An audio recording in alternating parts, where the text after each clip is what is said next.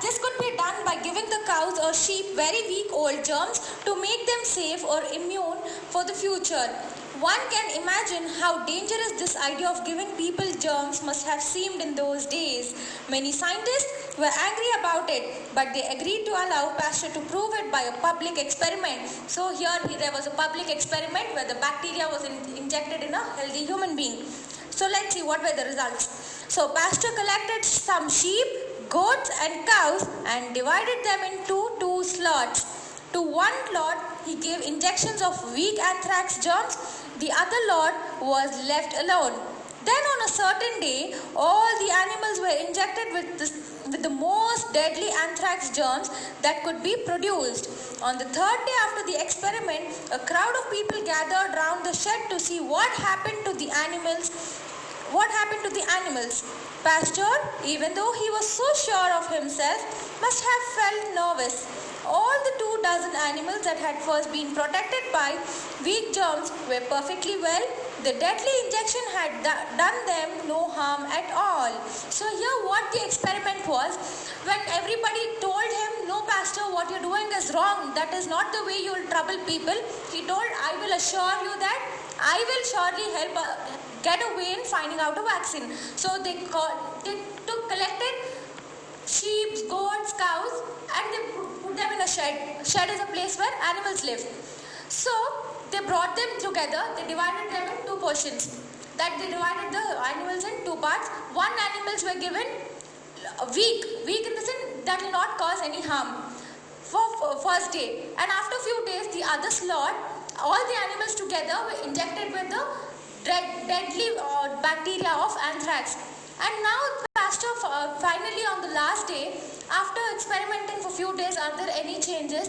He finally calls everybody and tells them, you see, stand around the shed and see what happens.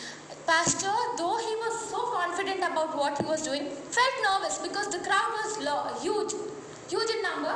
So what he finally found was animals were safe because he concluded that if a person once suffers from anthrax, second time there are no chances of him facing the same disease. The deadly injection had done them no harm at all.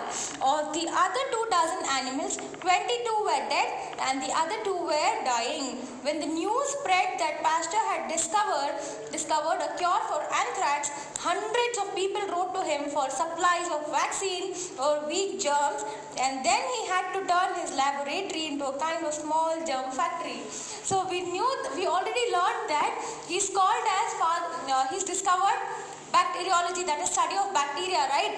So he injected all those weak germs and those animals were safe, and the other animals who were injected with the strong germs of anthrax started dying. So people went and told, oh, Pasteur discovered. Discovery went viral, and people wrote him letters telling that we want medicines as we are doing right now. We want medicines for this virus.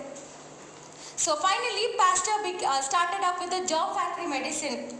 Small germ factory. Isn't it funny to hear small germ factory? What will you get to know? Ma'am, he's selling germs. No. He started a vaccine. He actually introduced a vaccine and he started to sell those medicines to most of the people who wrote letters to him. Pasteur received many honors from the French government, and in 1881 he came to a big medical congress in London, and when he walked down the hall there was a storm of applause. The other word of clapping is applause. He looked around thinking that the cheers must be for some royal person, for Pasteur could hardly believe that the applause was meant for him. So now the vaccination has come, the government has started to honor him by inviting him to any conference. So when he entered into the hall, the crowd started to applaud loudly. It was a storm. When it rains heavily, can you hear that buzz sound? So there was applaud also, which was at a high speed. So he was shocked. He was thinking, who has entered now? Which queen has entered? But he never realized that it was for him. One of his last experiments was in connection with a terrible disease which attacks a person who is bitten by a dog with rabies, a mad dog as we call it.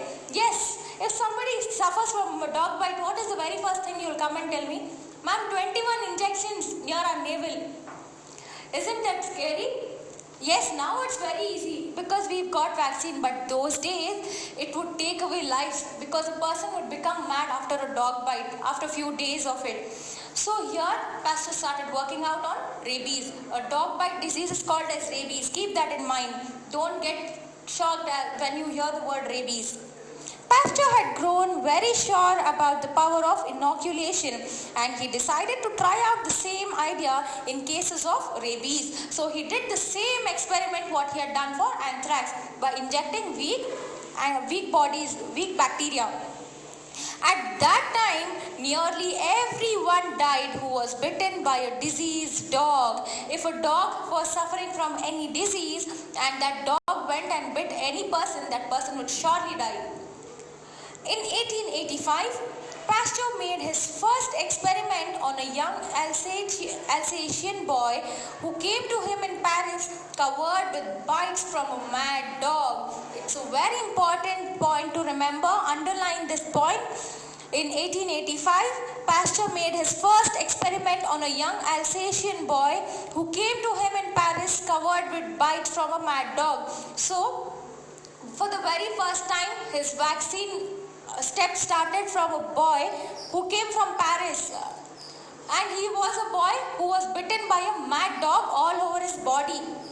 The boy's mother told Pasteur, if you can cure animals, can you cure my son? So Pasteur, the boy who was suffering from a dog bite came to Pasteur along with his mother, and mother asked him very politely, if you can cure animal, can you cure human beings? Can you do it for my son? So Pasteur inoculated him with some weak rabies germs and the boy recovered.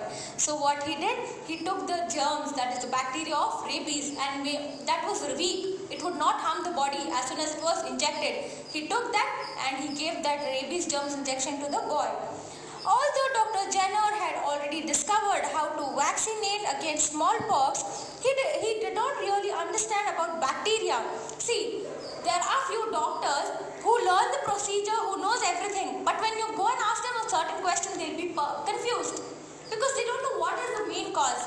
So Dr. Jenner was also a doctor who knew how to do the vaccination, but he didn't know what is bacteria, what is germs. Pasteur, after giving his life to his study, was able to prove the value of inoculation and to find out ways of wearing it for different diseases. So now Pasteur almost spent his life in discoveries of medicines, and finally he told that how a disease can be cured by taking out the weak bacteria from the infected body. During the First World War, which took place in between 1914 to 1918, the troops going abroad were inoculated against such diseases as typhoid and enteric fever, and the very low death rate from these illnesses among the troops, even in unhealthy places, was a great tribute to Pasteur's work. So now, why is Pasteur honored now so much? Is there any reason behind it? Yes, because the mortality rate has gone low now. The olden days, every family had most of the members, like each family consisted 12 members, 15 members, and within years the family would reduce to 4 or 5. The reason was diseases, no cure for the disease. So Pasteur spent his life in discovering so many vaccines that when the First World War took place, the troops, that is the army of soldiers who were going to fight, were injected with the bacteria vaccines of typhoid and enteric fever. These are also a deadly fever. You'll not get to know if it is a typhoid or enteric fever unless the symptoms change day by day. Yes, so when these the soldiers were injected with the vaccine, when they finally found out the death rate of the army was reduced, then Pasteur was honored for it because his discoveries, the vaccines, whatever he made, reduced the death rate.